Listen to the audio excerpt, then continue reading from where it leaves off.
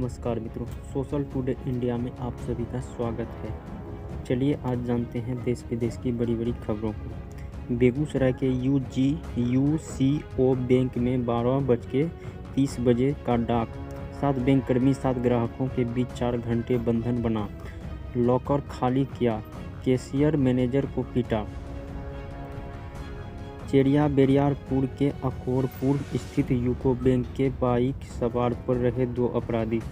लूटपाट का विरोध करने पर डकैतों ने बैंक मैनेजर के साथ मारपीट भी किया।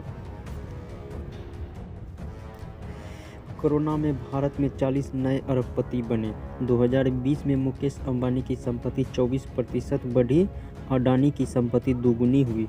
मुकेश अंबानी दुनिया के 8वें सबसे अमीर आदमी हैं। ऐसे में कोरोना की वजह से जहां देश में आर्थिक संकट से जूझ रहा है, तो वहीं देश के पूंजीपतियों की संपत्ति बढ़ रही है।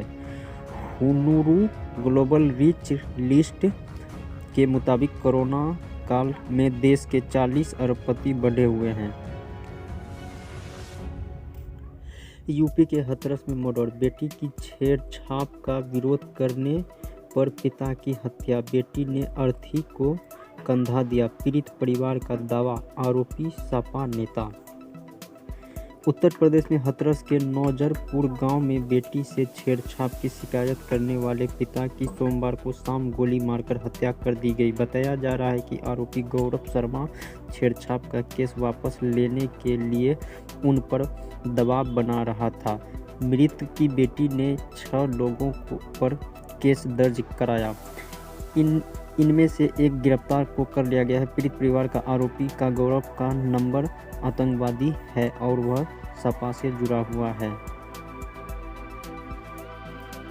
बजट सत्र का 8वां दिन। सदन में सहनी का आरजेडी पर तंज। सबसिडी पर 4 देगी सरकार।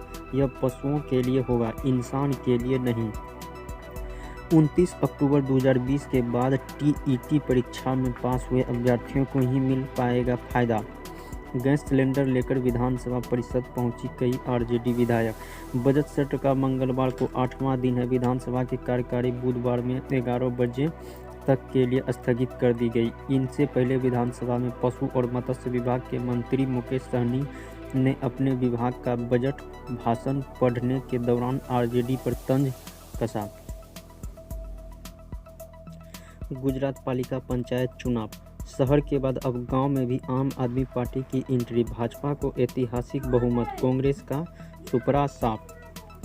गुजरात पालिका पंचायत चुनाव 2021 में भाजपा को भारी जन समर्थन मिला। अभी तक आए नतीजों में बीजेपी 8474 सीट में से 5601 सीट पर जीत दर्ज कर चुकी है और 312 पर अड़े चल रही है। इन चुनावों में सबसे ज़्यादा नुकसान कांग्रेस को हुआ, जिनके खाते 1574 सीट पर आई और 139 पर आगे चल रहे हैं। योगी की दीदी को चेतावनी। योगी बोले, बंगाल में टीएमसी का हाल यूपी में राम का विरोध करने वालों जैसा होगा। राम विद्रोहियों का देश में कोई काम नहीं। उत्तर प्रदेश के मुख्यमंत्री योगी आदित्यनाथ ने मंगलवार को पश्चिम बंगाल के मालदा पहुंचे। यहां चुनावी सभा में योगी ने कहा कि कभी भारत को नेतृत्व देने वाला बंगाल आज दहाल है। यहां सत्ता प्रायोजित अपराध और आतंकवाद देश की सुरक्षा को कड़ी चुनौती दे रहा है। बंगाल में जय श्री राम के नारे लगने से रोका जाता है। हमारे कार्यकर्ता पर हमला किए जा रहे हैं, फिर भी यहाँ की सरकार कुछ नहीं करती है। बीजेपी के दुश्मन से जेडीयू ने लिया बदला।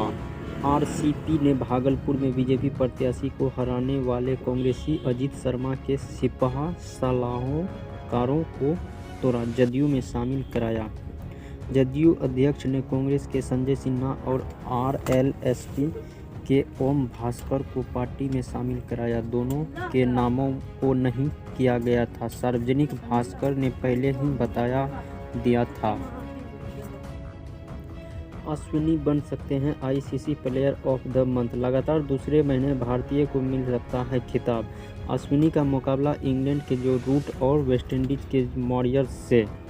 लगातार दूसरे महीने कई भारतीय cricketer ICC player of the month चुना जा रहा है। आईसीसी ने मंगलवार को फरवरी के दावेदारों की लिस्ट जारी की है। मेल कैटेगरी में भारत के रविचंद्रन अश्विन, इंग्लैंड के जो रूट और वेस्टइंडीज के लाइन मॉरिस लिस्ट में शामिल हैं।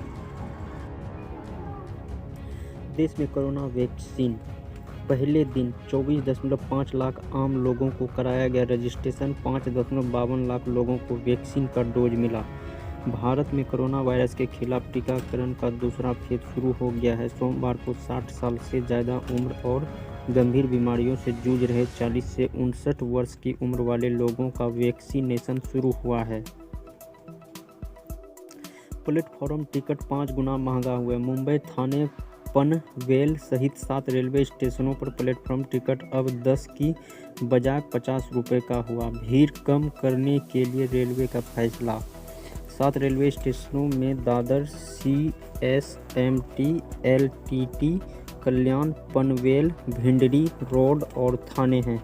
मुंबई सहित 7 रेलवे स्टेशनों पर प्लेटफॉर्म टिकट अब 10 रुपये की बजाय 50 रुपये में मिलेगा। सेंट्रल रेलवे ने इन स्टेशनों पर टिकट की कीमतों में 5 गुना बढ़ोतरी कर दी है। 2020 तक इंतजार। इंडिया की DGP ग्रोथ में आ रहा है सुधार, लेकिन 2019 वाला लेवल आने में 1 साल और लगेगा। इंटरनेशनल मॉनेटरी फंड ने दिया 2020 में global economic size $3.7 lakh crore घटने का अनुमान। ग्लोबल DGP में इतनी बड़ी गिरावट भारत सहित दुनिया की ज़्यादातर इकोनॉमी के साइज में से ज़्यादा होगी। अब मिलेगा 10% का रिटर्न। IIFL के NCD में निवेश करने पर मिलेगा 10% का रिटर्न। अगर आप थोड़ी बहुत रिस्क लेकर कहीं ऐसे जगह निवेश करना चाहते हैं जहां आपको अच्छा रिटर्न मिलता है तो आप IIFL में निवेश कर सकते हैं। दरअसल 3 मार्च 2020 में 23 मार्च तक के लिए IIFL फाइनेंस का नॉन नस्टफी डिस्चार्ज NCD इथ्यू खुलेगा।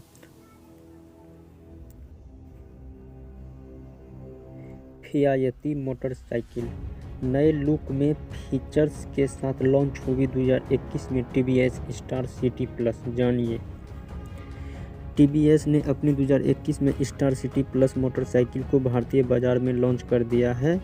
इसमें ड्रग्स ब्रेक्स वेरिएंट की कमी 65,865 रुपये में, जबकि डिस्क ब्रेक वेरिएंटन की कीमत 68,465 रुपये है। भारतीय बाजार में इसका सीधा मुकाबला हीरो स्प्लेंडर i स्मार्ट से शुरुआत होगी।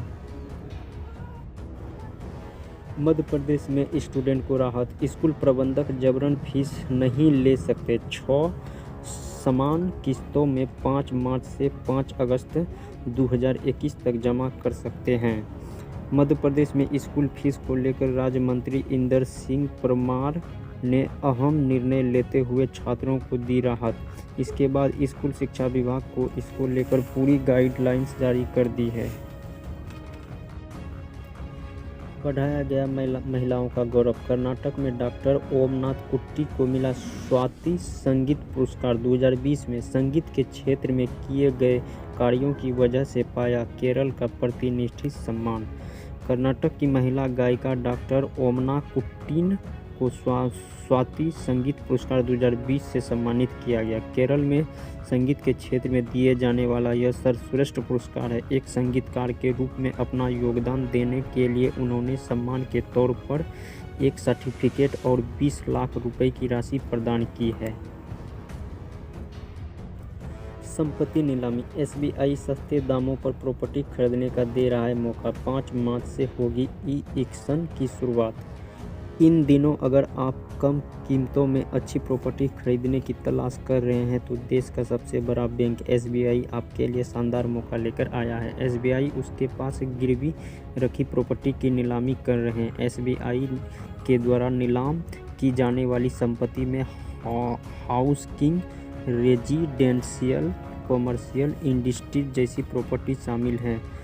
ये मेगा ई-ऑक्शन 5 मार्च से किया जाएगा।